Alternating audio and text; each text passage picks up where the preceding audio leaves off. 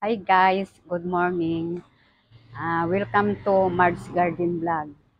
Ang ipapakita ko ngayon sa araw na ito ay ipiplex ko ang dalawang malalaki na Anthurium cardboard.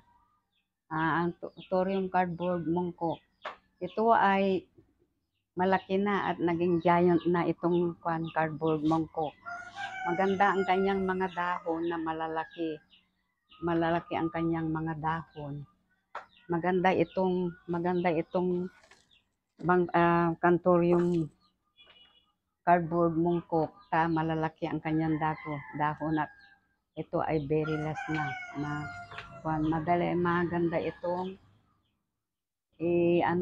itanim natin at idagdag sa ating mga collection sa ating garden. Kasi maganda itong mga cardboard na ito na mga Anthurium na malalaki ang kanyang mga dahon.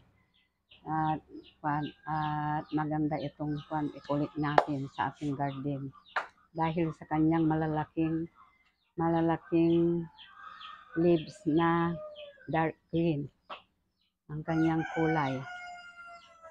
O mga guys, mga mare, ito ang aking ipinilik sa dalawang Anthurium cardboard mongkok.